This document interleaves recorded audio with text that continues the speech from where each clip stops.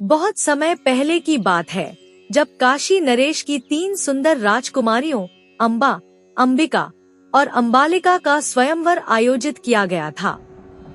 उस समय हस्तिनापुर के राजकुमार भीष्म अपने भाई विचित्रवीर्य के लिए उपयुक्त वधू ढूंढ रहे थे। वे स्वयंवर में पहुंचे और अपनी वीरता से तीनों राजकुमारियों का हरण कर उन्हें हस्तिनापुर ले आए। लेकिन रास्ते में अम्बा ने भीष्म से एक रहस्य साझा किया। उसने बताया कि उसका हृदय पहले से ही शाल्वराज के लिए समर्पित है और वह उनसे विवाह करना चाहती है। भीष्म ने अम्बा की बात सुनकर उसे सम्मानपूर्वक शाल्वराज के पास भेज दिया, ताकि वह अपने प्रेमी के साथ अपना जीवन बिता सके। अम्बा शाल्वराज के पास पहुंची और उनसे विवाह का प्रस्ताव रखा, लेकिन शाल्वराज ने उसे अस्वीकार कर दिया। उन्होंने कहा कि अम्बा अब भीष्म द्वारा जीती जा चुकी है, इसलिए वह उसे अपनाने में असमर्थ है। अम्बा ने अपने जीवन में पहली बार इतनी बेबसी महसूस की और निराशा से भर गई। उसे लगा कि उसके जीवन का कोई अर्थ नहीं रहा और उसके मन में भीष्म के प्रति गहरा क्रोध भर गया।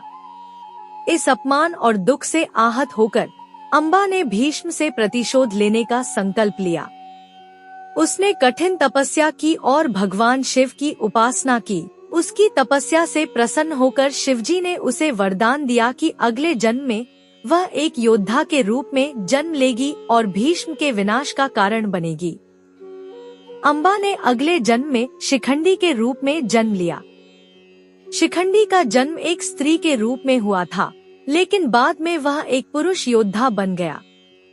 कुरुक्षेत्र के महायुद्ध में जब भीष्म पितामह कौरवों की ओर से लड़ रहे थे, तब अर्जुन ने शिखंडी को अपनी ढाल बनाकर आगे कर दिया। भीष्म ने प्रतिज्ञा कर रखी थी कि वे कभी किसी स्त्री या स्त्री रूपी व्यक्ति पर अस्त्र नहीं उठाएंगे। शिखंडी को देखकर भीष्म ने अपने हथियार नीचे कर दिए और इसी अवसर का लाभ उठाकर अर्जुन ने भीष्म पर बाणों की वर्षा कर दी, जिससे वे घायल होकर धरती पर गिर पड़े। इस प्रकार अम्बा ने शिखंडी के रूप में अपने पूर्व जन्म के अपमान का प्रतिशोध लिया और भीष्म पितामह के पराजय का कारण बनी।